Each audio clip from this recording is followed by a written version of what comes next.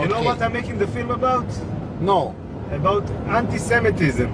Anti-Semitism, what does that mean? It means when people hate the Jewish people.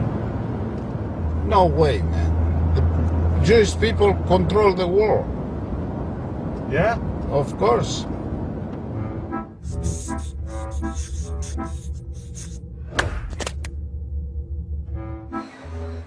Being an Israeli Jew, I have never experienced anti-Semitism myself, but it's a phrase that always seems to be in the air.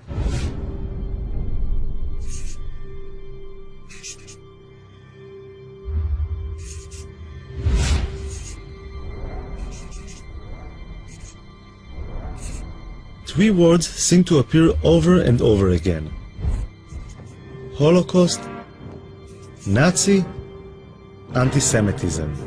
Living in a country that was founded to give the Jewish people a safe place to live in, I found this really disturbing.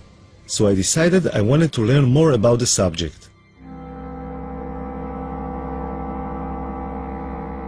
Ladies and gentlemen, this is Abe Foxman, the head and face of the Anti-Defamation League.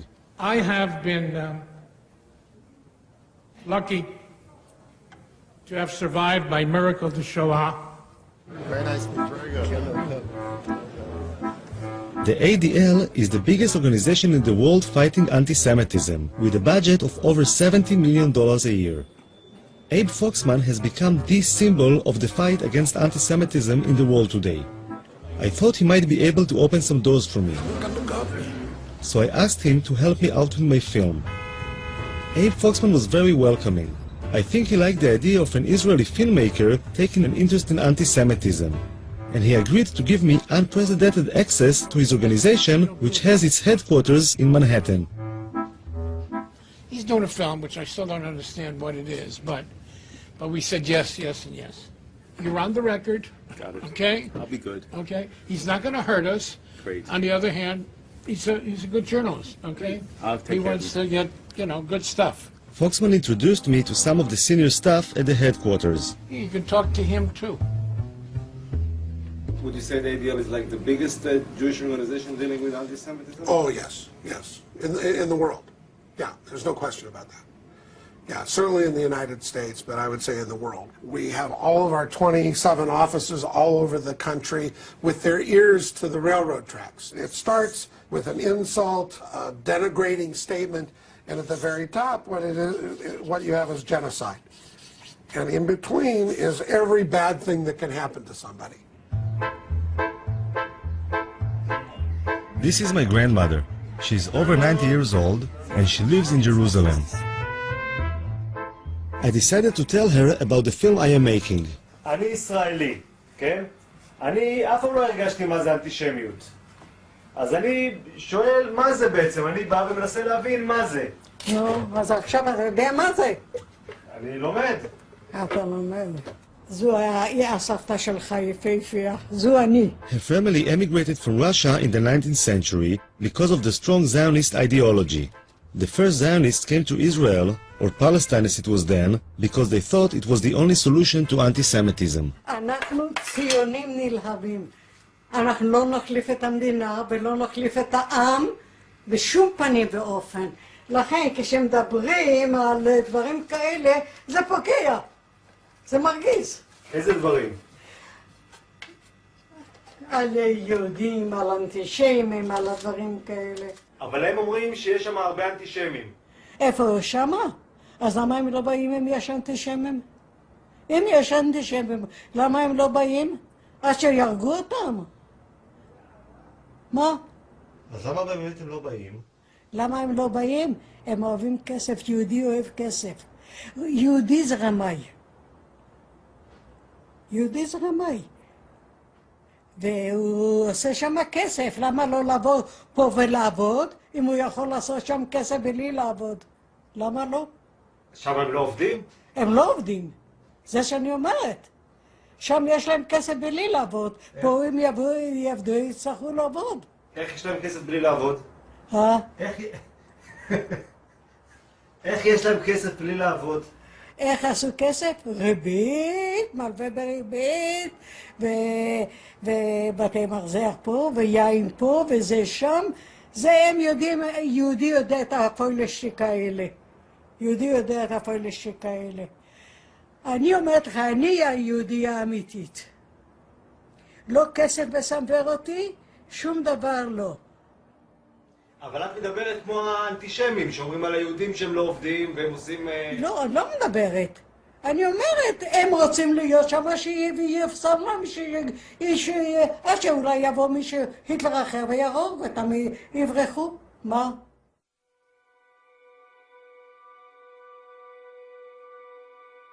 Tens of thousands of Israeli high school students fly to Poland each year to learn firsthand about the Holocaust, the worst genocide in human history, and the most terrible result of anti-Semitism.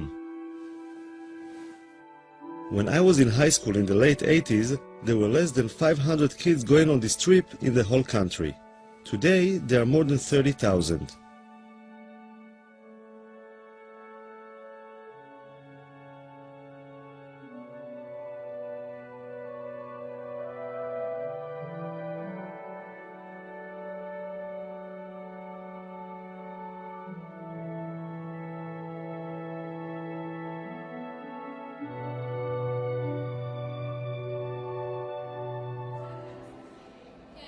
I decided to join them on their journey and their initial preparation, which takes place in Yad Vashem.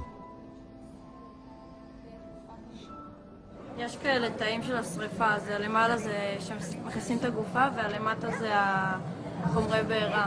יצא להם גז מלחץ, יצא גז ציקלון B. פה אנחנו רואים כבר את הגופות. אחרי שהם יצאו, הוציאו להם את השיני זהב מהשיניים.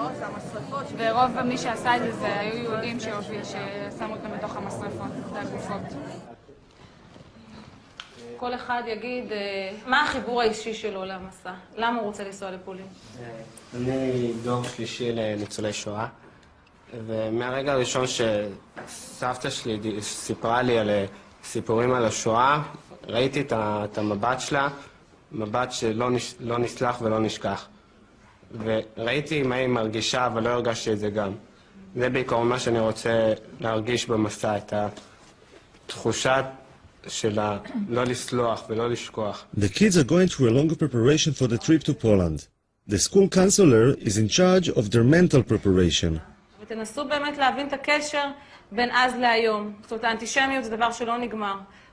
בעקבות השואה קמה מדינת ישראל, אבל האנטישמיות זה משהו שיש עד היום, וכל הזמן תקראו עיתונים, יש מקרים אנטישמיים לכל רחבי אירופה ובארצות נוספות. כך שאתם כיהודים, כדור העתיד, ככאלה שעומדים להתגייס לצבא, צריכים לפגוש גם את הצד הזה שלנו. מלבד זה יוצא איתכם גם מאבטחים, יוצאים איתכם מאבטחים. המאבטחים לא יאפשרו לכם ליצור שום קשר עם האוכלוסייה המקומית. יפגשו שם אנשים שלא אוהבים אותנו. תראו, לא אוהבים אותנו, תחשבו שאתם, סלי, גם היום, אני אומרת לכם שוב, גם היום לא אוהבים אותנו שם. זה כאילו האיכות שלנו, שאתה יודע שאף אחד לא סובל אותך, אבל אתה גאה בזה. כאילו מגדלים אותנו מגיל קטן על זה שאנחנו נדע שיש לנו שונאים. לא יודעת, על כל מיני דברים כאלה. ובעצם כשהילד יודע שיש לו שונאים, כאילו מה שקרה בשואה לדורות הקודמים שלו, אז זה גורם לך איזה סוג של כעס לצד השני, כאב, כעס, אפילו שנאה. כולם יודעים ששונאים יהודים. זה משהו שגם גדלנו איתו כזה, תמיד כזה השנאה ואנטישמיות. תמיד אני לא זוכרת שפעם לא הייתה אנטישמיות. זה יחזק בי את הישראלית שבי, את הציונית שבי ואת היהודייה שבי. אין ספק. Yediot Achronot is the most popular and influential newspaper in Israel. I'm curious about the people behind the reports of anti-Semitism I read on a daily basis. אני יודע, זה מגוחך שאני אומר את זה, אבל כולם בעייתיים. צרפת היא אנטישמית, גרמניה היא אנטישמית, המדינות בדרום אמריקה הן אנטישמיות. אני לא רוצה לדבר על המדינות המוסלמיות, זה לא מדברים בכלל. הם למעשה כולם. ליטא נשארה אנטישמית, כל המדינות הבלטיות, אבל גם המדינות במערב, אנגליה היא אנטישמית. זאת אומרת, הם כולם אנטישמים, רק כאמור, יש שקטים יותר ויש בוטים יותר. ולמה אני בכלל צריך להיות אובייקטיבי? הם היו אובייקטיביים? כלפינו לא, הם גם לא היו אובייקטיביים. מה זאת אומרת הסיפור הזה? אבל בתור עיתונאי זה... אין דבר כזה בתור עיתונאי. בוודאי שלא, לא במקרה כזה. בוודאי שלא במקרה הזה.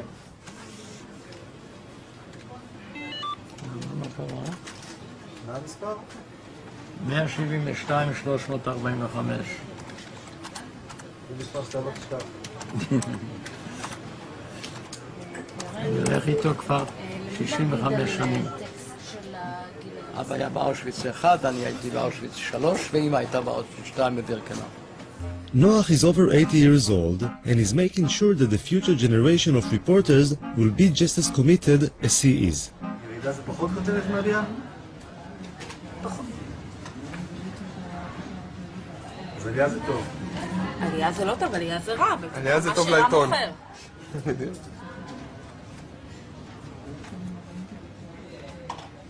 והנתון הזה מי סיפק אותו? זה הגיע מסקר של הליגה נגד השמצה בארצות הברית. בהחלט שווה לתת לזה מקום די נרחב בעיתון. The headline in the Israeli paper was quite worrying. I wanted to see how the Anti-Defamation League actually fights anti-Semitism. How is he? Where is everybody? Where's the secretary? They're coming in now. Thank you. They're going to come in. Thank you. Hello. Hello. Have a seat and say hello. Introduce yourself. Joel Levy. Hello, Yoav. Yoav, very nice to meet you. Let me give you a card. Thank you. Okay. No? You don't have to button your... Why not? The working session. Okay, so it's working. So the reason I'm asked to sit with both of you is what looks like a spike in anti-Semitic and racist activities or manifestations. Now, New York seems to be at the center, or at least getting the attention. Where do you see it? How do you see it? Well, I've had a lot of meetings with the police department and last week with the mayor to talk about this. There is a wave. There's no question about it. I don't know if it's attached to the time of the year, maybe attached to the presidential election. I'm not quite sure why we're saying it here. Do you have enough resources to deal with all this stuff? No. We're flooded every day with these things all over the country. It's a very big problem. According to the ADL reports from the last couple of years, the average number of anti-Semitic incidents in the US is around 1,500 a year. I'm hoping Joel Levy can help me find a case I'll be able to follow. What we have to do is to follow a case. I understand, yeah. Because, every film needs like a drive. And once we have like a case that we can follow, so that would be great. We're going over the fresh data collected over the last couple of weeks to see if there's anything I will be able to film. We have received in the last week or so someone who employment case, someone who wasn't able to take days off for the holiday, someone who is a school teacher and wanted days off for Shavuot, someone who is a nursing student and had some issues with taking time off as well as with taking time off. We also got a phone call from someone who was complaining about a website that had anti-Semitic remarks on it. Someone who was complaining about an article in the newspaper who they thought had anti-Semitic undertones. And that seems to be the roundup. And that's what we've had in the last 2 weeks. 2 weeks. Those are the kinds of incidents that we've had recently. 5 in 2 weeks. So there's no way to predict. There wasn't anything suitable from the last 2 weeks. So Joel Levy tries to help me to find a case. What they're looking for is an incident that they might be able, and they will do all the contact work, but an incident they might be able to follow, to actually see something that has happened, to go to the site, to talk to people there, to show what has happened, the impact on them, how we interact with all of that, and so on. Assemblyman Hickind has a lot of Jewish voters in Brooklyn, and he suggested a case for me. I had a very interesting case just last week.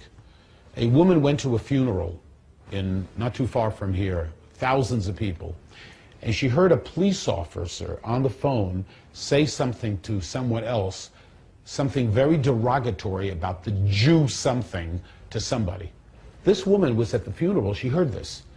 She was so upset, she wrote me a letter, I could show you the letter, and she called me. Yeah. Okay. Is this the only letter? Yeah. Okay. You want me to read part of it to you? Actually, you could look at it. I overheard a very disturbing conversation that a policeman had on his cell phone. I heard him say very loudly, I wasn't even standing close to him, quote, "I'm just finishing this Jewish shit." Sorry for using this kind of language, but this is the exact quote. I was so offended by the vulgar language, which is never appropriate, etc. And she goes on. I made it that the police officer called the woman. He apologized on the telephone.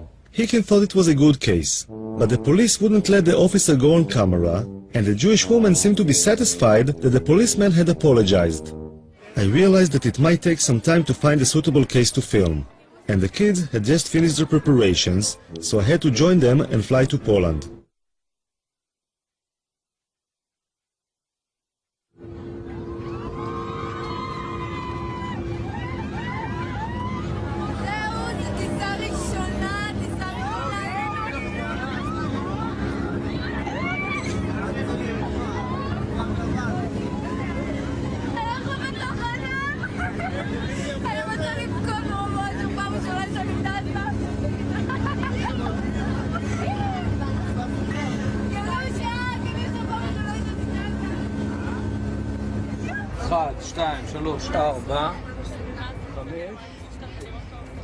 The man with the blanked out eyes is an Israeli Secret Service agent, whose identity we are not allowed to reveal.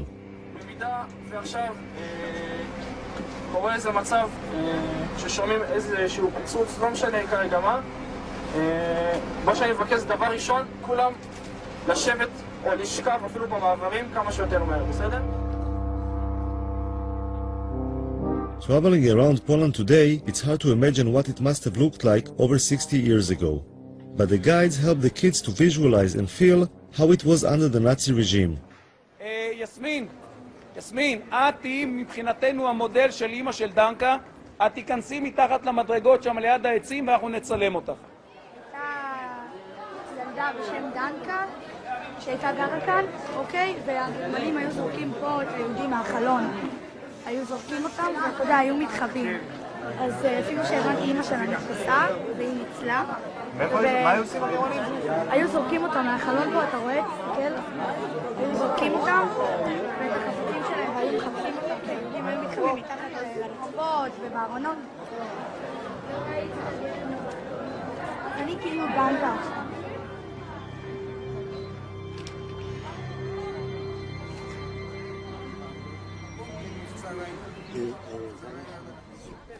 בגטו לובלין.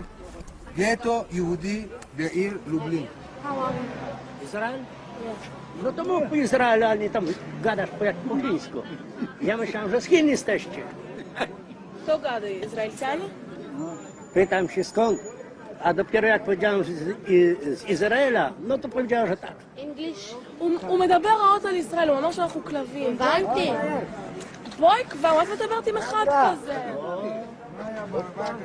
רוני. למה התחלת לדבר? רוני.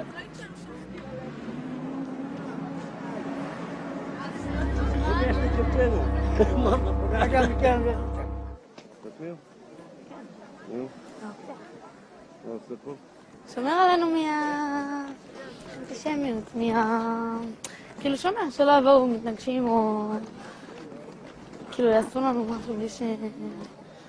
את חושבת שזה יכול לקרות? כן, זה יכול. הרגע, היום בבוקר היינו 3 אנשים מבוגרים יחסית, שרק שמעו שאנחנו מישראל ודפקו לי פרצופים ואמרו שאנחנו קופים וחמורים ועוד שנייה כאילו היה מכות שם. הם לא אמרו שום דבר כזה. לא? לא? הם כן. לא?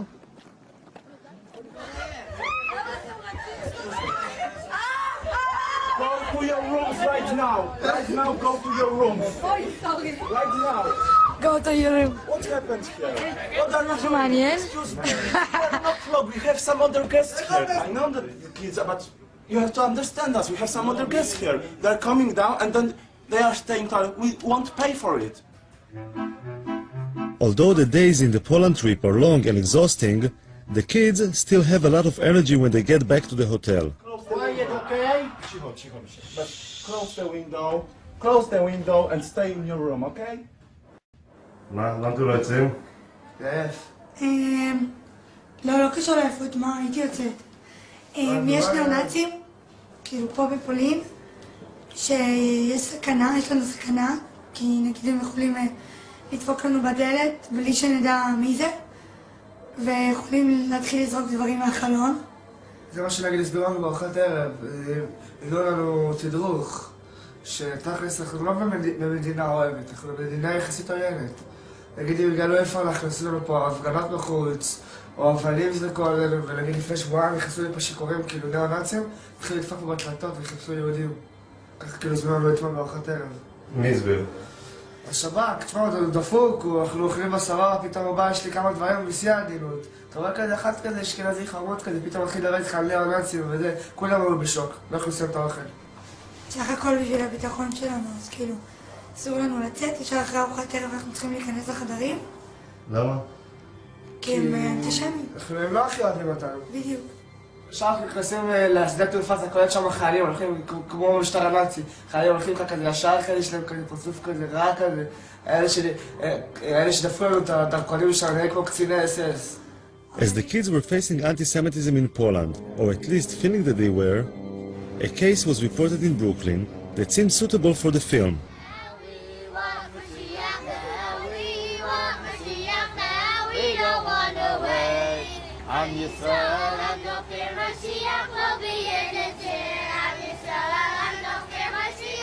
According to the report, a Lubavitcher yeshiva school bus, full of young children, had been pelted with stones as it was making its rounds dropping off children.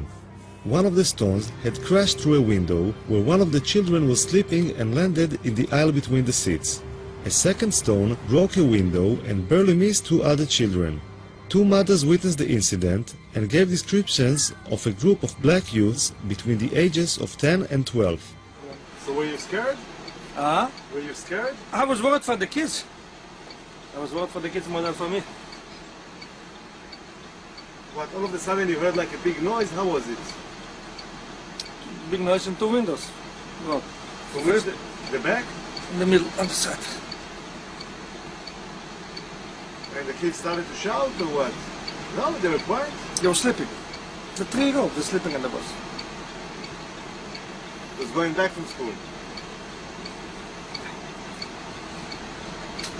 Crazy, huh?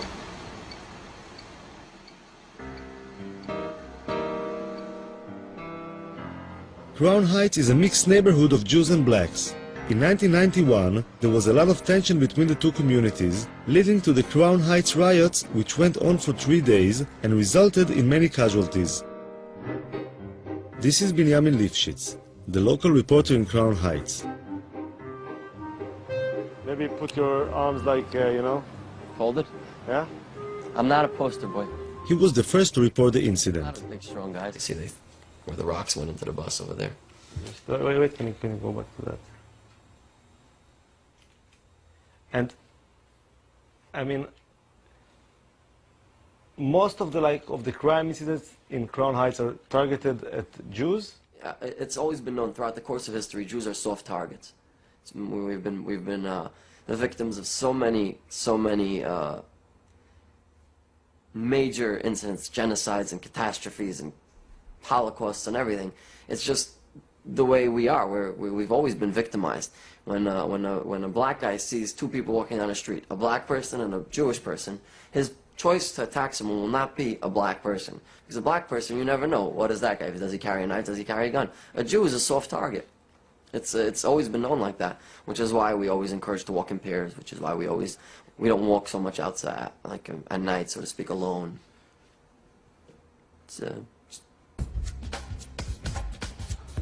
I thought I should speak with some of the blacks in the neighborhood to see what they feel about anti-Semitism. I mean, like, today we interviewed this guy, and he told us if there's going to be like a Jewish guy and a black guy walking in the street, and you know somebody wants to rob, they would go for the Jewish guy because like he's an easier target. Actually, no, he's wrong. They would actually go for the black guy because you go for a Jewish guy, you get more time. Like the lawyers, the judges will actually give us more time if we rob someone of another race. They're going to classify it as a hate crime. That's why most blacks rob each other because you get less time. So it's like a practical thing, right? Yeah, it's a lot of wisdom behind it. And honestly speaking, like, if you wanted to rob a Jewish person, like, why would you rob a Jewish person? Like, you don't never see them with nothing that would make you want to rob them. Like, yeah, especially them up there. They basic, simple. They don't have nothing. And most people like, how could you target out a Jew person like when all of them dress the same? Like, everybody dressed the same. They all look the same. So. And I lived around here 35 years. I have never seen a Jewish person get robbed in this neighborhood. Never. But there are kind of incidents between blacks and Jews, right? There are some issues. Well, it ain't really issues. It's like favoritism. They get treated better. Yeah, like the police will treat them better. Yes, they do. If I'm arguing with a Jew, the cops gonna come to me. They're not gonna bother them. They're gonna think I'm the aggressor. They're not gonna think they're the aggressor because they already have like a perception that Jews are more holier than black people.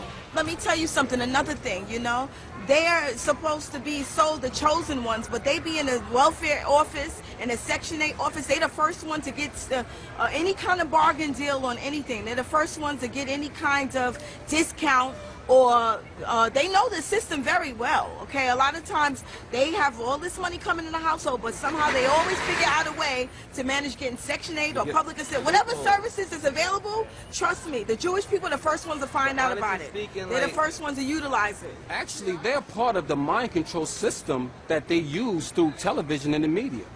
The higher-ups. That right there is in a book called The Elders of the Protocols of Zion. That was in like 1898. They was talking about how the Jews will use TV and media and propaganda to control the world and take over the world.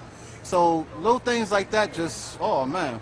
Who wrote that book? It was a Russian who wrote that book too. Whoever's watching this, Elders of the Protocol of Zion, read it. It gives you an idea, the blueprint to take over the world. It is. They're implementing it right now. It's actually, when you read it, they say it's false. But when you read it, you see everything coming to light. The Protocols of the Elders of Zion describes how a group of old Jews sit around a table plotting conspiracies to take over the world. But that's considered to be like a really anti-Semitic book, you know. It is anti-Semitic to a certain. It's really not anti-Semitic. It's not anti-Semitic. It's like people keep saying things and they really don't know what they're talking about. If somebody's telling the truth, if somebody's telling the truth about something, why does it have to be anti-Semitic? Because it's not in the Jewish people's favor. It's not anti-Semitic. It's just somebody being honest. Facts is what it is. Bottom line. No, but just to put things straight, like this book, the books of the elderly of Zion. That was actually, they said it was written by a Jew actually, so it's really not anti-Semitic. But this book was like kind of a fraud, you know. Yeah, they say it's a fraud. There wasn't such a thing, you know. It's like a bunch of people sitting together running the world, you know. This is kind of bullshit, but you you know. said that's bullshit. He says that is not true. No, this is like a false book. That's not bullshit. As far as like a bunch of people sitting together running the world. The United Nations is a bunch of people sitting together running the world. So how could you say that's bullshit? No, it's different, you know, because. All right, so exactly, there's no difference. You said some like pretty harsh stuff about like, you know, Jewish people and stuff like that. See, no. Let me finish. I mean, like, so maybe when they like see you guys on the streets and they feel like afraid or they feel tension, there is something, you know, like. That goes to what I was telling you before. They don't know us. They never took time to get to know us. She was telling you that they separate themselves from us. They don't want to know us. So when you don't want to get to know someone, you would never. Speaking, you can't. You're trying to manipulate the conversation. No, I'm just asking. No, because we told you we have no problem with them. Hold on. First of all, why wouldn't we be afraid of them also? There's a misunderstanding and there's a lack of communication. How do we know that we're safe amongst them? I mean, Talking with them made me realize that living in a mixed community can create a lot of tension that can be easily inflamed. I went to talk about the situation with Rabbi Hecht, one of the leaders of the Jewish community and Commissioner for Human Rights. Even the attack on the school bus. Not every time when somebody calls somebody with a name that you're a Jewish so-and-so or you're black so-and-so, does that mean that I am a racist in heart or an anti-Semite anti-Semite in heart, or that I'm doing it only because of anti-Semitism. If 5 crimes happen, 5 blacks against 5 Jews, it has to be anti-Semitism. Why? Listen, even if the reason why I hit that Jewish kid is because I knew that he's not going to fight back, or the white woman in this neighborhood was a Jewish woman, I stole her pocketbook because I know it's going to be easy prey. That's not called anti-Semitism. Now, again, you want to put it into some category and lock the guy up for a longer period of time because he saw a weak woman that he grabbed it. But again, I think we have gone a little too far. Many of the anti-Semitic incidents reported by the ADL happen to Orthodox Jews, since they are the easiest to spot. So I was pretty surprised by Rabbi Hecht's response. Let me tell you guys, I am suspicious when a guy makes a living from a particular situation. So if there's a particular film crew that make a living from blood, that's right, I'm suspicious every time they show blood. If a guy is created only because of anti-Semitism, I'm nervous about his reports. Are they accurate? He has to create a problem because he needs a job. So you're saying, like, I mean, the ADL is not like a credible organization, or? I really can't pass judgment on other organizations, so we'll leave it that way. I'll be politically correct. But listen, clearly the ADL has been responsible in certain areas to flare up things as much as they've helped. Of course, having said that, now I'm on the ADL's blacklist now, so Mr. Foxman is not going to come to my home for dinner, but what should I tell you?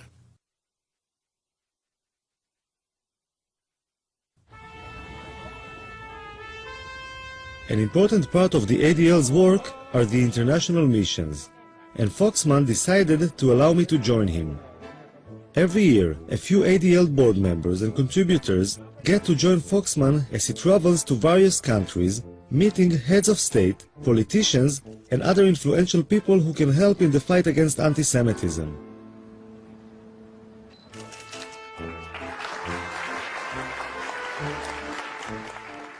It's like an organized tour, but apart from visiting museums and other tourist attractions, the chosen ADL members get to join Foxman in taking an active part in the struggle against anti-Semitism.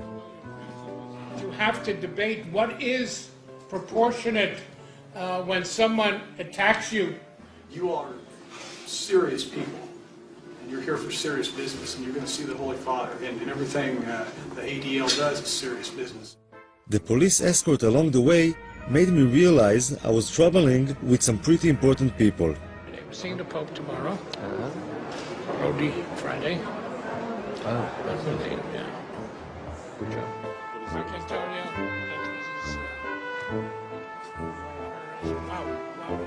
Beautiful.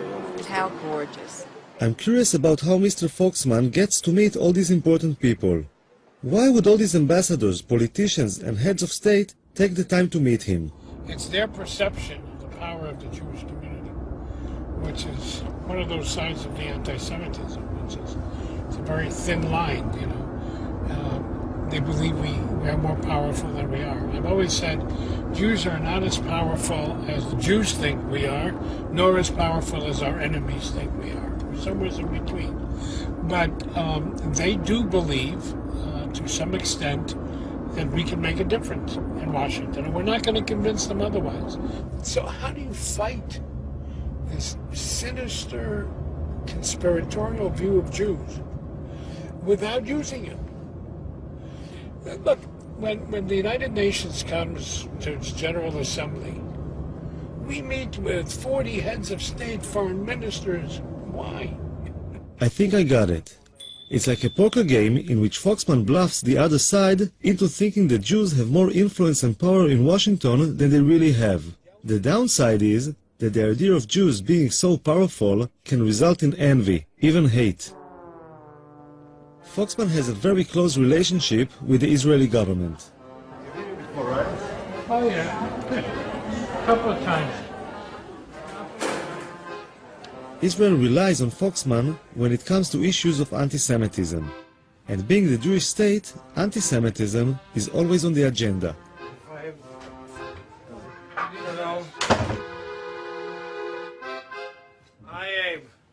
I wanted to ask you, since we met last, about the issue of Venezuela, because I heard voices kind of saying it's not so bad, and Latin America is not so bad, but I'm not convinced. And the question You have is, good reason not to be convinced. You have good reason. It is getting worse. Right. And little by little, as long as oil money works. I'm told that by our experts, it's the only, except for Iran, it's the only government-propagated anti-Semitism today around the world. It's a rare. Formally, right. This is First quite scary. within the country and then outside. So are you pressing in any way? We've talked to Jesse Jackson, who has a relationship, but it's not for camera, but there are other plans. We'll talk about it in a minute.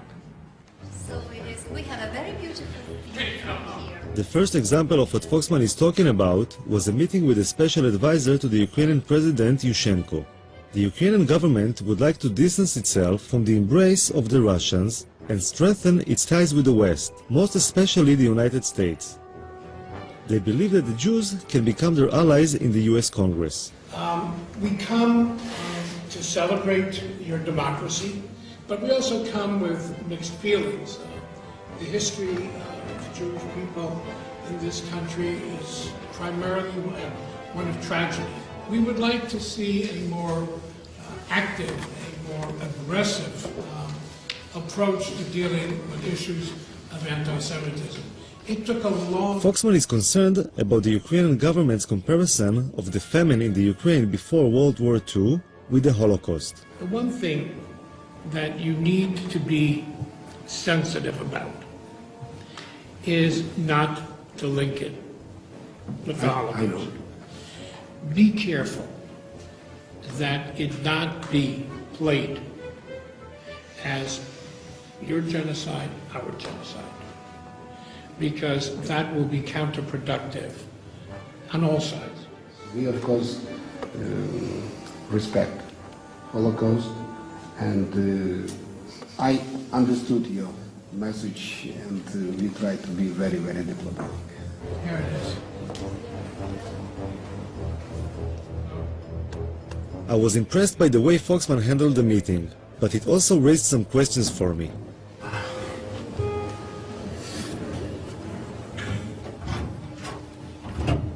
She was kind of pushing him a little bit, huh? He was kind of what? Pushing him. Yes, of course. It's always like that? Yeah? Of course. I wasn't sure how bringing up things that had happened over 60 years ago had any relevance to fighting anti-Semitism today. In order to combat it effectively, I think that you have to take responsibility for anything that happened in the past and then reach the present and then go forward. With your husband, when you quarrel, sometimes you need to give some slack to get what you want. No? You always I bring tough? up everything from the past. 50 years. What his mother did.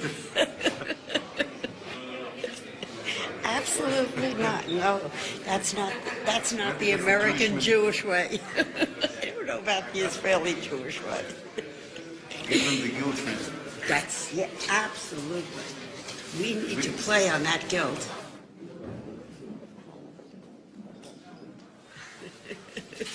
I asked when you're having a quarrel, whether she give you some slack sometimes to, to make up, and she said no.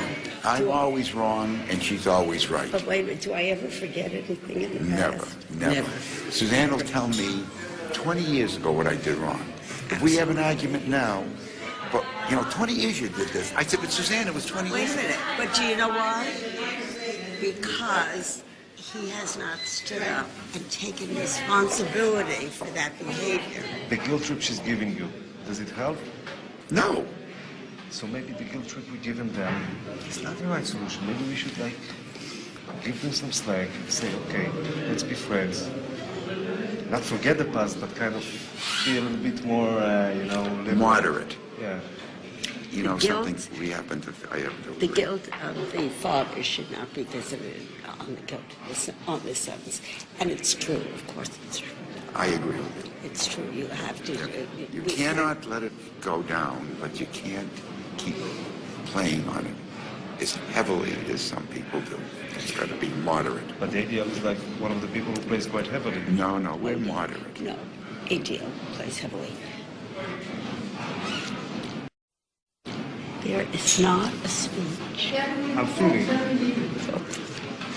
There is not a speech. Then he's talking to her, not be careful. I'm not talking to her. I'm not talking to her.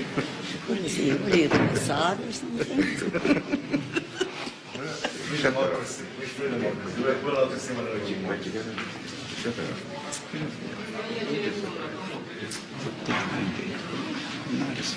I was forced out in the Мои телефоны не забудьте ваши. I'm passionate, believe me. Quite as much. But he didn't represent all himself.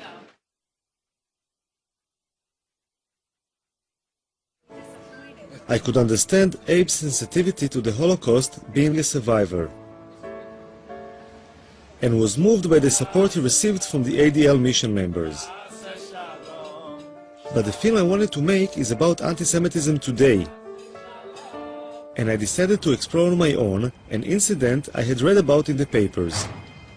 In Moscow, a man with a knife had entered the synagogue and had started stabbing people. The incident was recorded on the security cameras.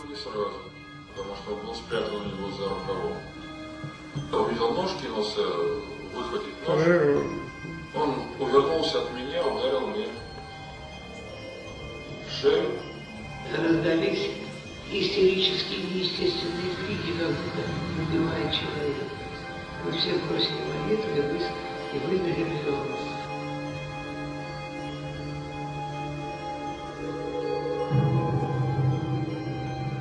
The stabbing was a shocking reminder of what anti-Semitism can be. I thought I should speak with the members of the synagogue to see how they felt about their own safety. В Израиле мы все время слышим, что есть очень сильный антисемитизм. Где? Здесь? Неправда. Что неправда? Этого Что нету. Ну нету. Ну нету, понимаете?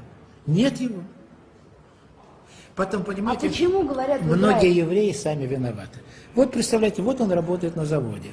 И он плохо работает. И его не двигают по службе, не продвигают, карьеры нет. Он говорит, это потому что я еврей. Я говорю, ну я же тоже еврей, а я главный технолог завода.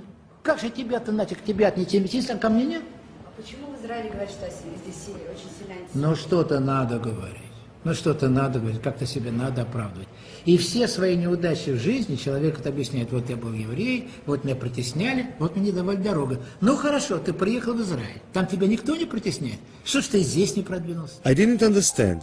How can these religious Jews, who go to the synagogue every day and are such easy targets for anti-Semites, don't seem so concerned about their personal safety? I decided to ask the local rabbi in Kiev about it.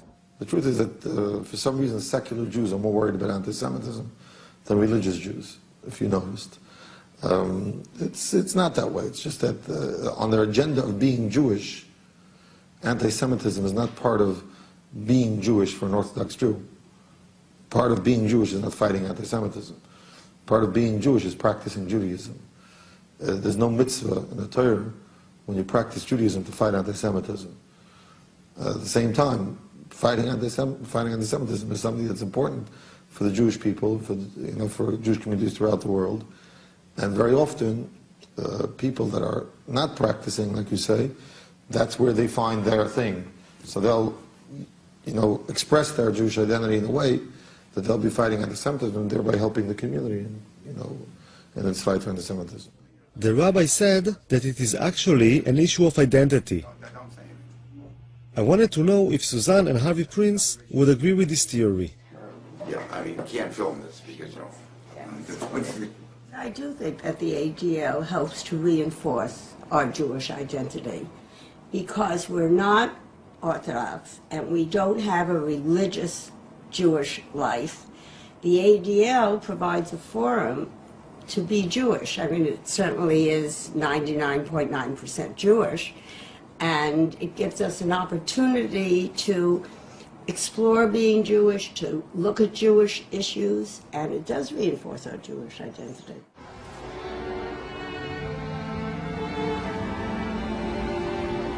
Babi Yar, in the suburbs of Kiev, is a mass grave in which 33,771 Jews were shot after digging their own grave over the course of just 2 days in September 1941.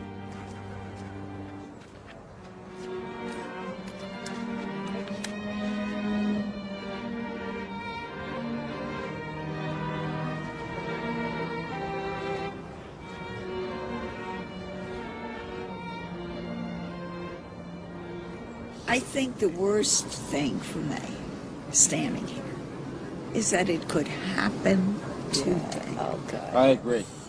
I can see people being marched out of Kiev and shot Marilyn, by some people who would decide that's the thing to do. That's right. Maybe they do it to gays. Maybe they do it to... That's why we have to support Israel. whatever. Israel's our insurance policy. If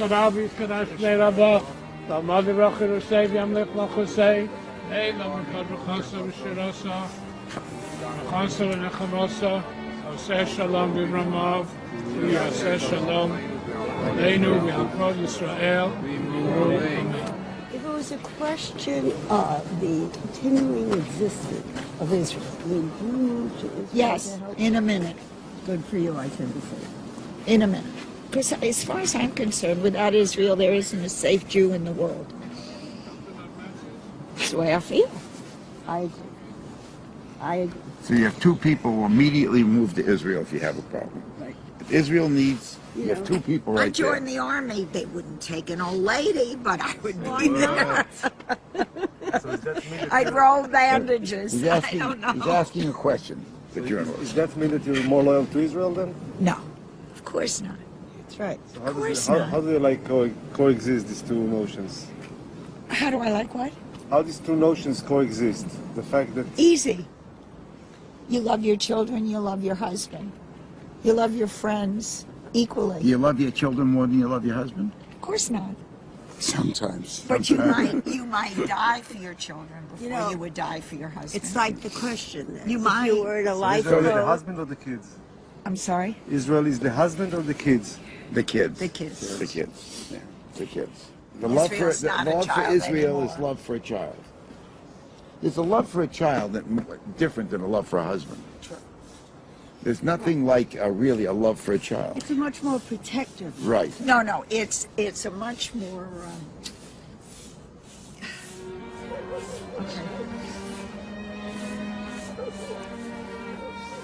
According to the ADL mission members, Israel is a child which needs their support, but is also their insurance policy in case something terrible should ever happen again. But at this particular moment, this insurance policy was busy being a teenager making its way to Maidane concentration camp near Lublin.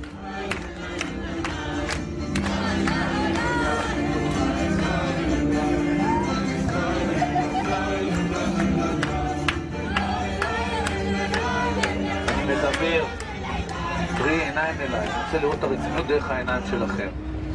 אנחנו עוברים לשלב הבא של הרצינות, השלב הבא של תשומת הלב, אנחנו מגיעים למיידניק.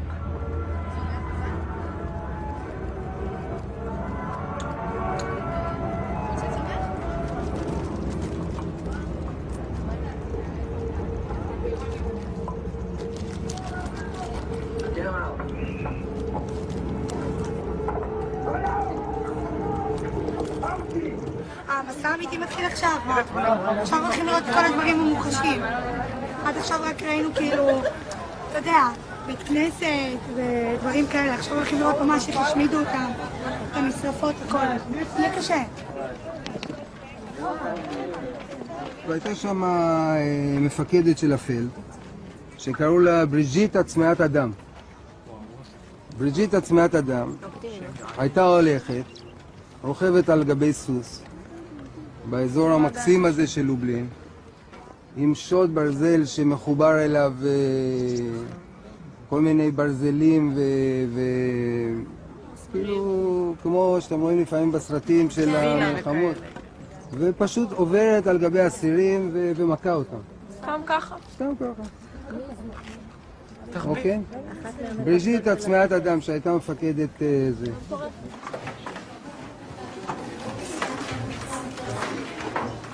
עכשיו, כמו שהסברתי קודם, שליש מהנרצחים פה נרצחו בגז, ושני שליש פחות או יותר נרצחו על ידי התת-תנאים שהם היו צריכים לחיות פה. לכו על זה.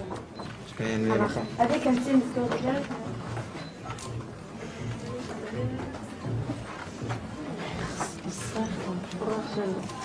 תמיד.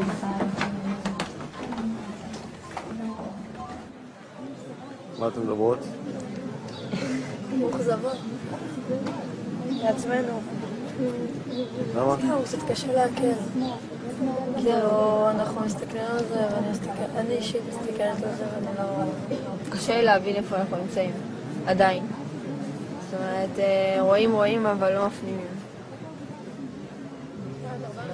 מאכזב, אתה חושב כאילו, מה, אתה פה עושה את הטעות, אתה איך מרגיש אותו משהו? אתה מרגיש כאילו אתה מזלזל בדבר, זה ממש לא ככה. This was my first time in Majdanek as well, and I could relate to the way the kids felt. The horrors were almost impossible to digest. But the kids just couldn't accept the fact that they wouldn't become emotional after all the preparation they'd been through. אני חושבת שאם מוצאים מדריך למסע כזה, אז הוא אמור לדעת, לרגש ולדעת מה היה כאן. אני חושבת לא, אני לא מספיק בזה. אני לא מספיק ממצא את עצמי במסע. את לא צריכה, אבל את לא. אני רק ההתחלה, אוקיי. קחי את הזמן שלך, את לא צריכה להרגיש רע עם עצמך שאת לא מצטמרת כל הזמן. אני מרגישה רע עם עצמי שאני מרגישה שאני לא ממצא את עצמי. לא, אבל אז אני אומר עוד פעם, את חובה עכשיו הרבה דברים, תני לעצמך את הזמן, זה מה שאני מבקש, לא יותר מזה.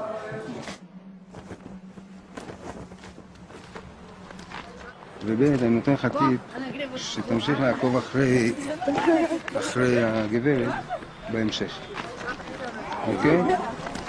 בסדר? תמשיך איתה.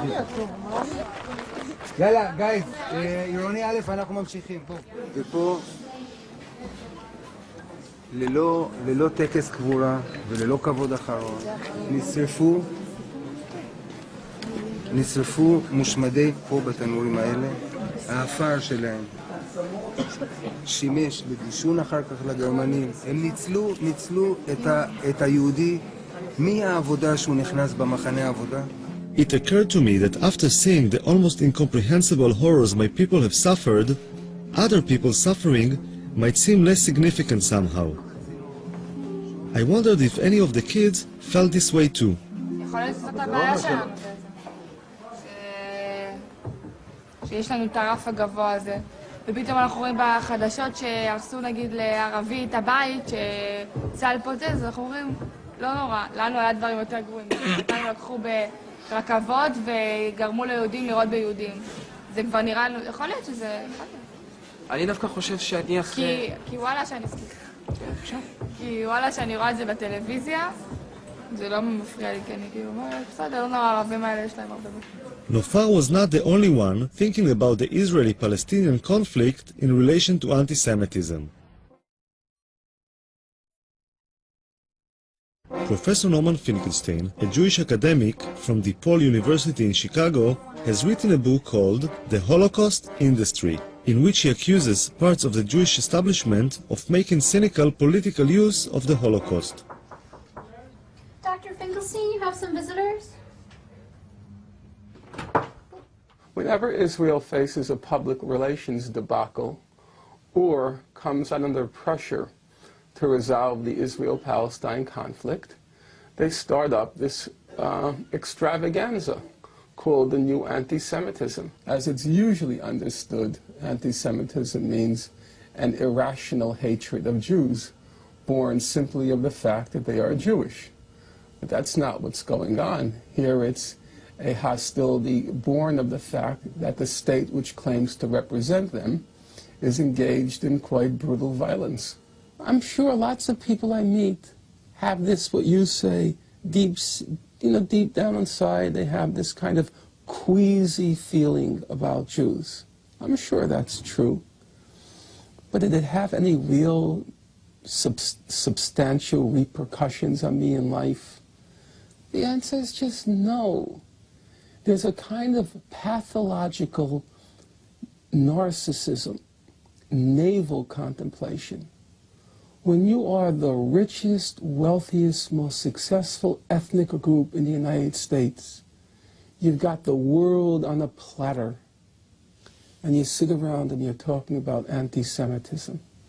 It's just kind of shameful, I think. At the time I first interviewed Finkelstein, I didn't realize what a controversial figure he was in the eyes of the Jewish establishment. Finkelstein, the son of Holocaust survivors, has been labeled a self-hating Jew, a Holocaust denier, and a madman. I had interviews stopped at the very mention of his name. I know if you Google Norman Finkelstein and Holocaust denier, nowadays you'll get about 10,000 websites. Well, if I'm a Holocaust denier, I would have to be certifiably insane. I would have to be clinically insane. Because, given who my parents were, for me to be denying the Nazi Holocaust, I'd have to be clinically insane. So you have to judge for yourself. You may disagree with me, but is it your impression that I'm clinically insane? Now, if you think I'm not, then you have to wonder, why are those 10,000 websites saying that? Recently, there's this talk about the new anti-Semitism, which is very related to Israel. And I've been heard that from Jews outside of Israel, saying Israel is the cause that anti-Semitism is now, that we are suffering from anti-Semitism. Well, I would say that is nonsense. That comes from insecure Jews. I think people use Israel as an excuse to rationalize and legitimize, because in many places of the world, anti-Semitism is not acceptable. It's not polite, it's not proper. But if you can camouflage it, if you can find a platform of a news event, of a political discourse, then you use it. And we find every time there is conflict in the Middle East between Israel and somebody else, the level of anti-Semitism spikes. Why? Because the anti-Semites come out of their woodwork, and now they can express themselves in their anti-Semitism in what they consider a legitimate, licensed way. Strangely enough, Foxman and Finkelstein agreed on one thing, which is that most anti-Semitic incidents nowadays fall under the category of new anti-Semitism. The difference is that Foxman says that anti-Semites found a new target called Israel, to which they could express their anti-Semitism. While Finkelstein believes that saying that is a cynical misuse of the term anti-Semitism. But attacks on the ADL seem to be coming from all directions. So today in America, there are two professors who are saying that Jews are more loyal to Israel than to America. Mearsheimer and Wald. See, this is what Mearsheimer and Wald. Mearsheimer and Wald. Steve Wald and John Mearsheimer are two academics from the universities of Harvard and Chicago who wrote a book called The Israeli Lobby. They claim that there is a lobby in the US whose role is to support Israeli policy even if this policy goes against the interests of the US. The role of the ADL in this lobby is to silence those who criticize Israeli policy, saying they are actually anti-Semites in disguise. Walt and Mearsheimer were invited to Israel by Gush Shalom, a left-wing Israeli organization whose head is Uri Avneri, a former parliament member and a peace activist. I was very happy that they accepted our invitation and agreed to come here. Actually, we were a little bit afraid in the beginning that there may be some difficulty to get them into Israel, especially after what happened to Professor Norman Finkelstein, who has been arrested and kept in prison, actually, and then deported. Steve and I have traveled all over the United States, and we've traveled all over Europe talking about the lobby. I have honestly been struck by how little evidence we've come across of anti-Semitism. This is not to say that we don't run into lots of people who are critical of Israeli policy and shake their head at what the Israelis are doing. אבל לנו כישראלים זה לא טוב שיש לנו בעצם את הלוד הזה מאחורינו שם? תושבי ישראל שגרים פה בעצם. קודם כל, שאלה מאחורי מה? ומי זה אנחנו במקרה זה? הלובי הזה תומך בימין הישראלי, הוא מאולמרט ימינה, חביבם הוא ביבי נתניהו, וימינה מביבי, מעבר לביבי נתניהו, הימין הכי קיצוני. כאשר הייתה ממשלה שמאלית כאילו, היחסים היו רעים מאוד. ההתלהבות צנחה. כוונות מאחורי הארגון הזה הן כוונות טובות, לא באנטישמיות זו מטרה טובה. אני כבר לא יודע, אני לא בטוח. אני כבר לא יודע, אני לא יודע מי משרת פה את מי. אנחנו אותם או הם אותנו. אנחנו מכתיבים להם מדיניות או שהם, כמו שאמרת קודם, או שהם מכתיבים לנו מדיניות. אף אחד מהם לא לוחם באנטישמיות. הם לוחמים נגד ביקורת על ישראל. זה שני דברים לחלוטין שונים. כמעט שאין אנטישמיות באמריקה, זה אגדה. אין, ממש אין. לו הייתה, גם השתולה הייתה מתנהגת אחרת. אין. התופעה הזו שנקראת אנטישמיות היא קיימת רק בתקשורת הישראלית ועל ידי כל מיני פונקציונרים יהודים בעולם שהם מתפרנסים מזה, שהם לוחמים באנטישמיות. איפה יש אנטישמיות? אין כלום. בעולם ישראל מצבה של היהודים באמריקה מצבם לא היה כמו היום.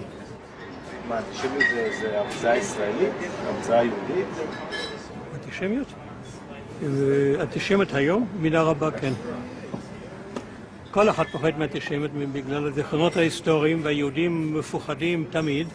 באמריקה היהודים, כמה שהם חזקים וכמה שהם מושלים באמריקה למעשה, הם פוחדים מהצל של עצמם. כל רגע, אחרי כל עץ, מסתתר אנטישמיות.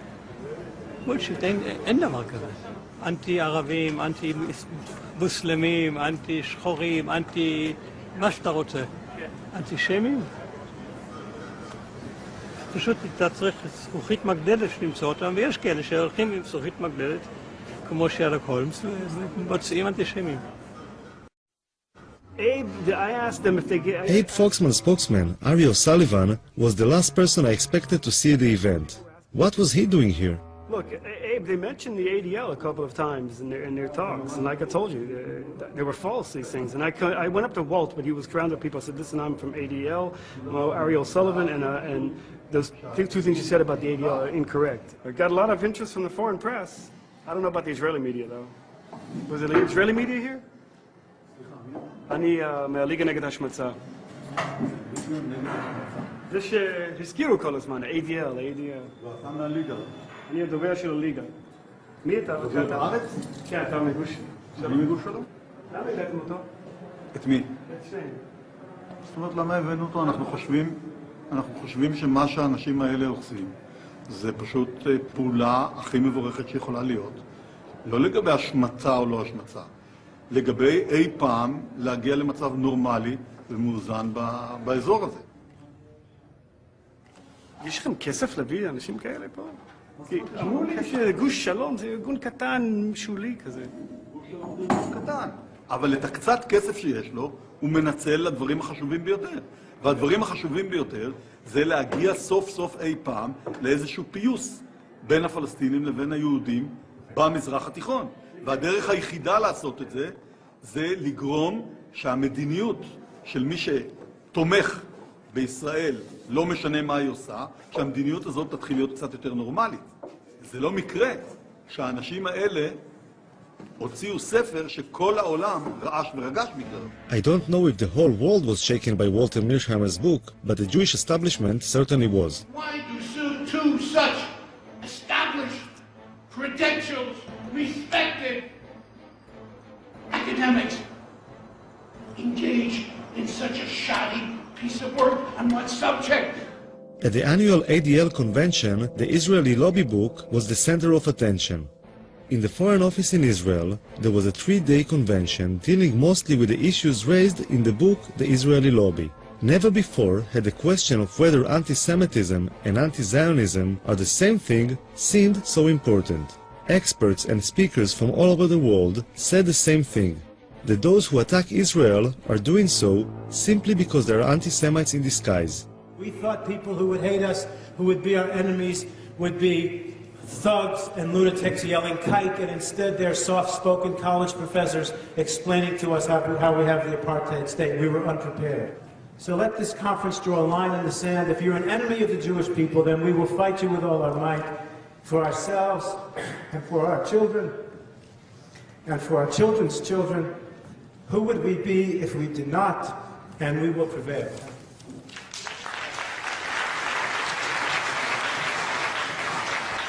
After 3 days, something happened which was more or less the equivalent of a bomb being thrown into the room. If you came down from space, you would think, having looked at this conference, that there was absolutely no problem in the West Bank or in Gaza.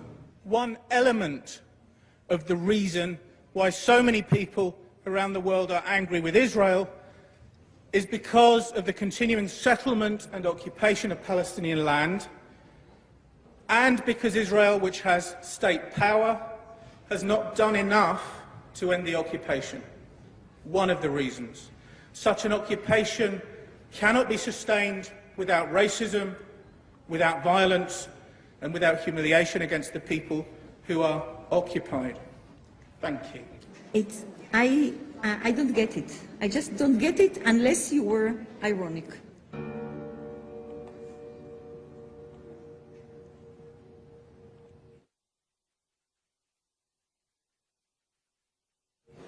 David, yes. we appreciate your work. We invited you to speak. Yes. What you did today was a kind of preaching about looking for human rights that we don't have. This is more or less what you said. There are problems with human rights in the we territory. don't say It's that. insinuative. What do you say? No, I choose to say something which has not yet been said by everybody. Just it's for very the simple. No, not for the provocation, because Palestine was not mentioned It was in this mentioned conference. all Not over. once, maybe by guilt. It was mentioned It was mentioned yesterday as Palestine is the anti-nation. Palestine is the one unique nation which doesn't have the right to exist. It was mentioned. No, no one said that. Come on, no one said that. Don't go too Gerstenfeld far. said it. Palestine one is the said it. anti-nation. What do you think that means? And where do you think that terminology comes from, the anti-nation? What you were saying is that anti-Semitism and anti-Zionism are two different things. They are two different things. Sometimes they are the same thing. And it's kind of ironic, really, that I was seen by some people as a sort of wild-eyed radical, because where I come from, I'm denounced as a right-wing, neocon, Israeli-supporting, anti-Palestinian racist. What does it say about this conference then? Well, it says about this conference that there were some hard right-wingers there. There you go. Nobody in this conference was balanced, not one. I don't think so. Speaking with David Hirsch made me realize that it is very difficult to represent any other approach in the Jewish world. Those who try to say anything different are being silenced. And Dina has a go at me for not being balanced. You're hinted too much. You were not explicit enough. Should have modified what I meant. Hirsch was right. The occupation as a possible reason for justified criticism was not mentioned. Many Jewish people see anti-Semitism as a force of nature. It has always been there and will always be there. It will just take on different shapes and forms. I find this difficult to accept. This is a conference about people around the world blaming Jews as the worst human rights violators on the planet. And the people who support Israel are now under attack as supporting the colonialist apartheid state of Israel. This is a warrant for attack on Jewish people. It is internationally recognized that anti-Zionism is sometimes anti-Semitism. You know what? And who As an Israeli, can? this is the only thing that leaves me hope, to differentiate these two. Why? Because otherwise there is no hope. Otherwise, this is a doomed. But this is closing your eyes. This is a doomed, You're right. fatalistic But approach, you're closing your which eyes. leaves us no hope at all. No, but you see what he's doing? He's doing exactly he has the problem of the left. And here's the problem. Here's the problem. You. This analysis. This is just like the wife who's beaten by her husband, who goes to the psychiatrist and she says, it must be something I did, because if it's not something I did, then it's hopeless. Then he's a madman. Well, you need to find something you did to cause the hatred against you. But guess what? It's nothing that you did, and it's too bad. You are in chaos, and the world is dangerous, and Islamism, funded by the Saudis, is teaching gazillions of people around the world that you are evil before you came to Israel. So this is your problem. You're exactly right, and you don't want that to be true. Maybe they're right. Maybe I'm just naive. Maybe all those people who criticize Israel really are anti-Semites in disguise. I'm heading to Chicago to speak with John Mearsheimer, co-author of the Israeli Lobby. I hope to have the courage to ask him if he is really an anti-Semite in disguise.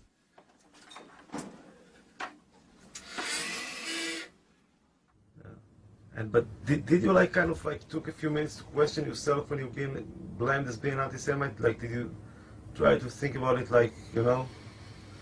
between yourself and yourself, I don't know if you have this expression, within yourself, did you take some moment to think maybe some of it was influenced by something which is, could be interpreted as anti-Semitism?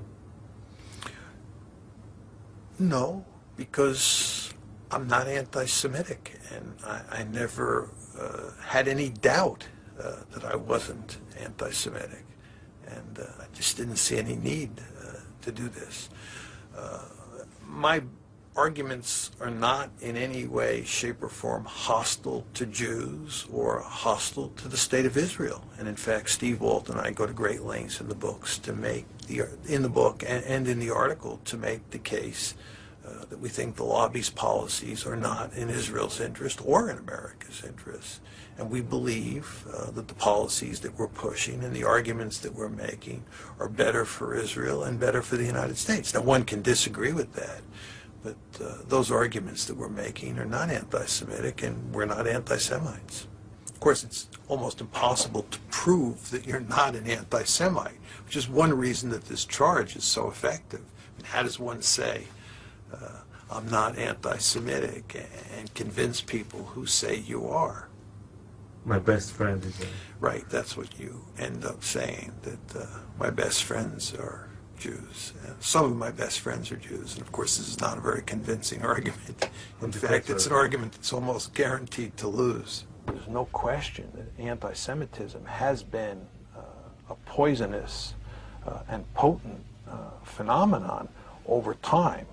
And there's no question that someone like Abe Foxman, who grew up as an infant and a young boy in Europe during the Holocaust, is going to be affected by that history of anti-Semitism. They say that eventually it's bad for Israel as well, not only for the United States, but this policy eventually will be bad for Israel as well. But that's not their goddamn business.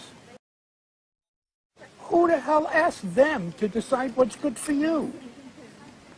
You know, who are they? Who are they who come to a judgment what will provide safety and security for you? Keep in mind, that's not their business.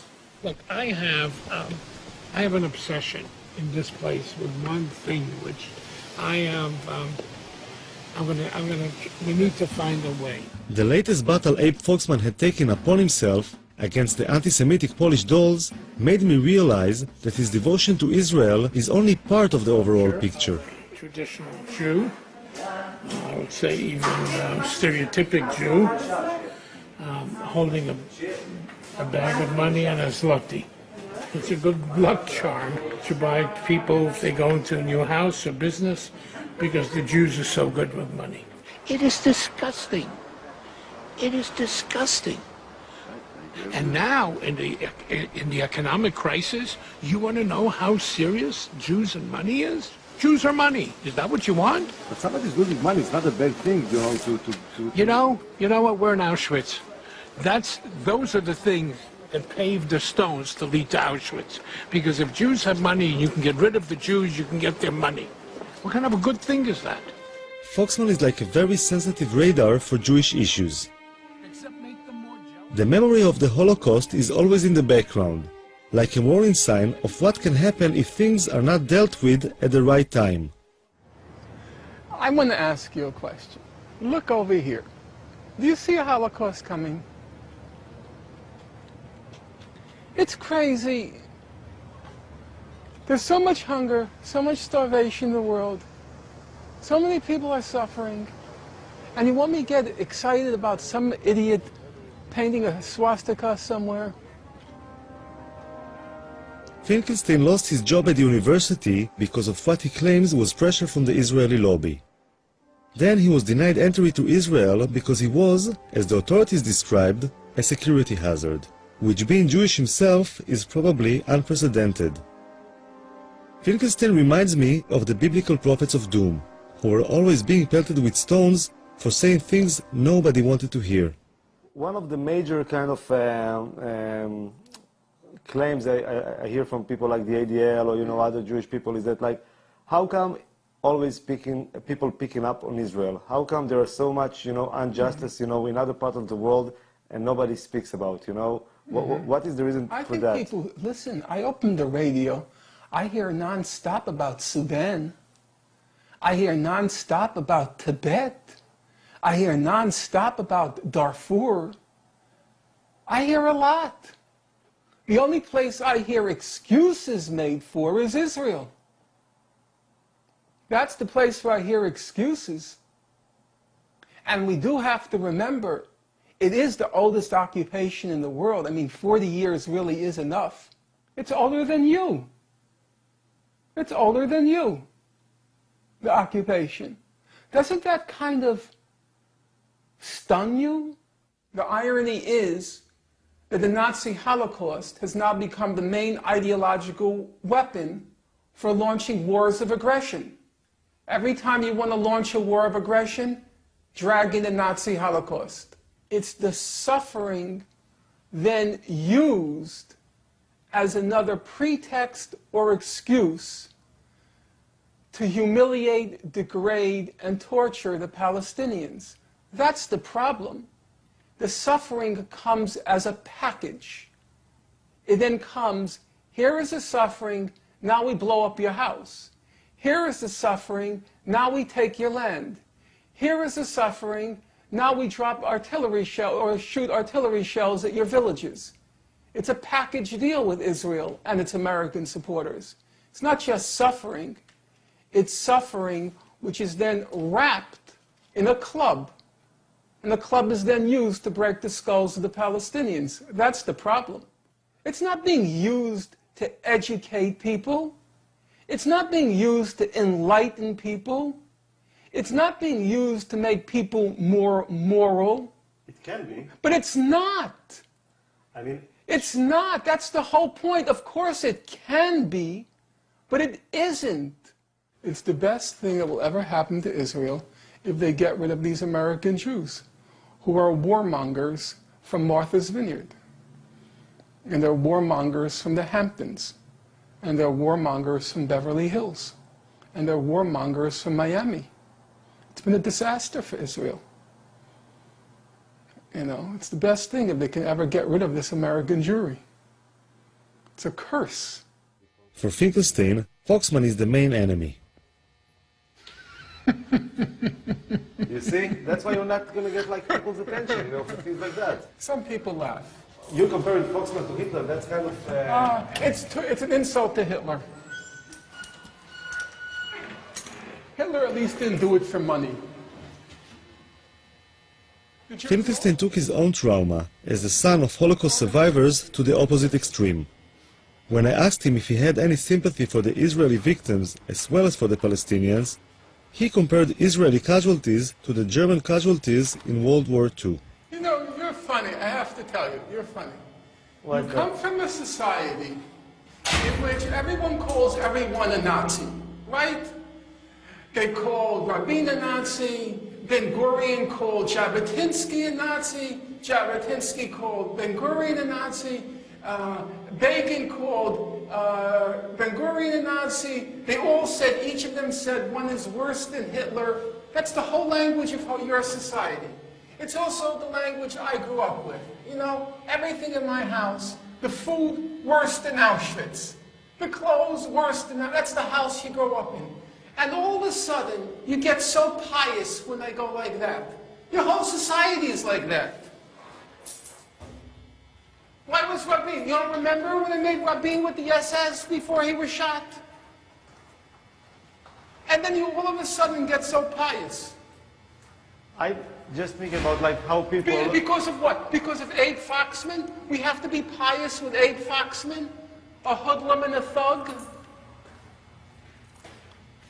I'm just trying to think how other people will perceive it, you know. For myself, you know, you can go and do it all day long, you know. I did it with you. You're an Israeli. Yeah, but it's on film, you know. It's on film, you know. Other people will see it afterwards. Then take it out!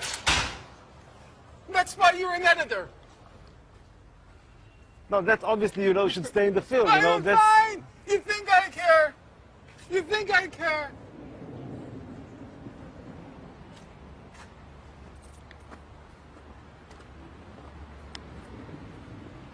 So you like the neighborhood?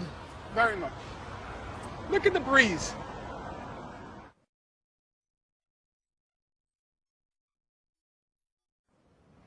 The last time I was with Foxman was in Auschwitz. The Israeli army sends its officers on a Poland trip similar to the one the kids are going through. This year, for the first time ever, an ADL mission became an integral part of the Israeli Defense Force mission. Marching next to Foxman is the Deputy Chief of Staff, the second in command of the Israeli army. On Foxman's left is the Israeli ambassador to Poland.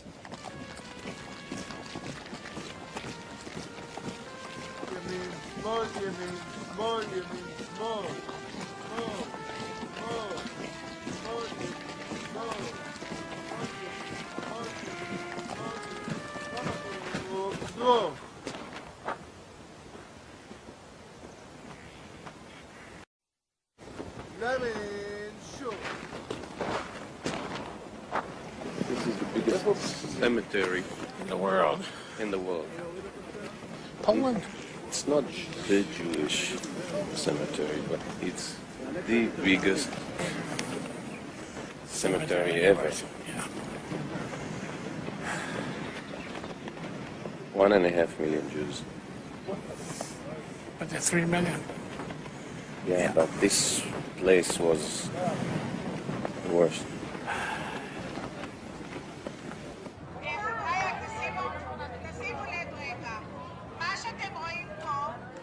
אנחנו חיים בתחושה שמוות מלווה אותנו כל הזמן. והאם התחושה הזאת היא טובה או לא, אני לא יודע. כלומר, כל הזמן עוטפת מעלינו, ופה אתה רואה את זה בעוד שהפכו את זה לתעשייה. תעשיית המוות. הגרמנים התחילו עם זה, ואנחנו היום מנציחים את התעשייה הזאת. האם... אתמול אני חשבתי הרבה האם אנחנו, ואמרתי לך את זה בערב, בשיחה. האם מצעד החיים הזה זה דבר טוב או רע, כל המפעל הזה? אנחנו מנציחים את המוות, ואנחנו בכך לא הופכים לעם נורמלי. זה שאנחנו שמים דגש על המוות ועל מה שקרה, וצריך לזכור, ללא שום ספק. אבל אנחנו יותר מדי חיים בתוך זה, וזה גורם לנו לא להיות עם נורמלי, זה גורם לנו להיות עם... זה גורם לנו להיות... שבה נרצחו 20 וכמה חבר'ה, פולנים, כאן בחצר הזו, אז אל תשבו על האנדרטה בבקשה.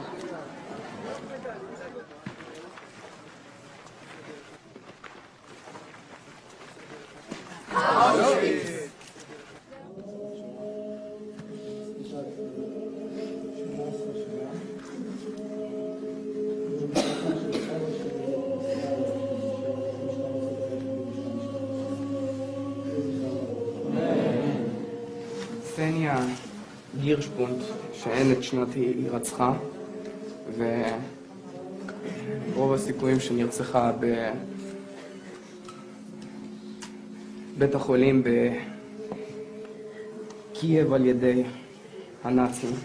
יהי זכרה ברוך.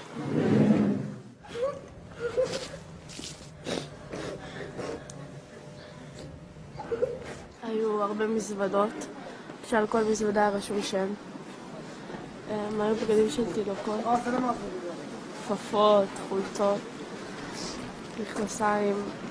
היה הרבה זוגות נעליים של ילדים ושל מבוגרים. היה הרבה סירים, לחץ לנעליים, מברשת שיניים, כל רכוש קיומי כאילו בסיסי.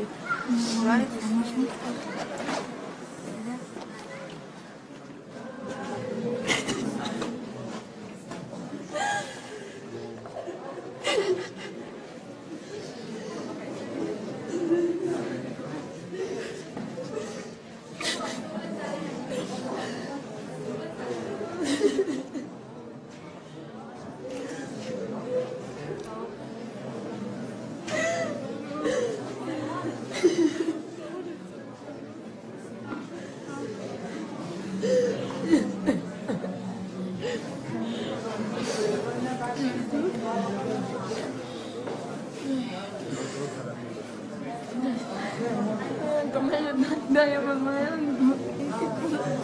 זאת כלום. חיכיתי עוד מעט תפקידנו אדם. עוד מעט חיכיתי עוד מעט מגדירי.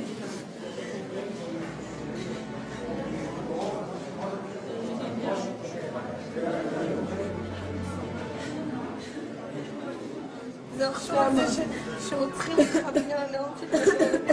זהו, סתם בגלל הנאום שלי. לא עשיתי כלום. לא עשיתי כלום.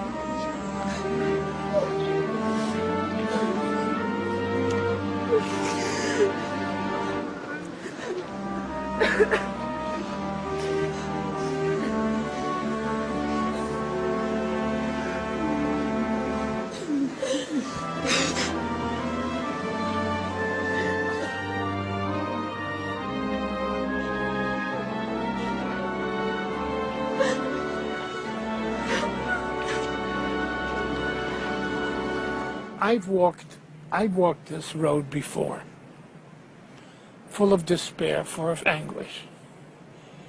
To walk and feel the strength behind you of 150 officers of all the levels of the Israeli army, I walked with pride. I walked with hope. I hope with strength.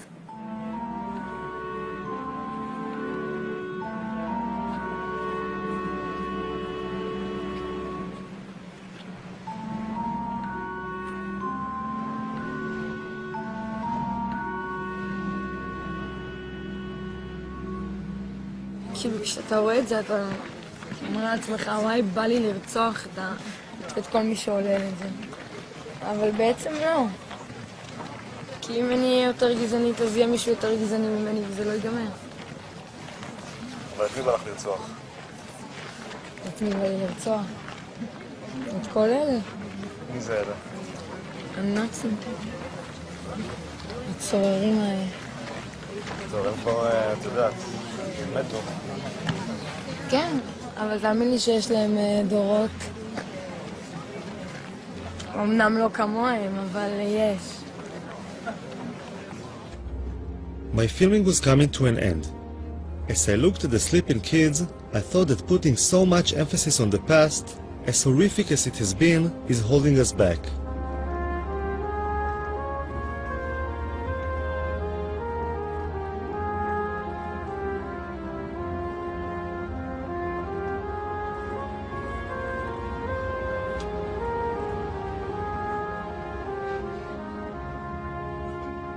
Maybe it's about time to live in the present and look to the future.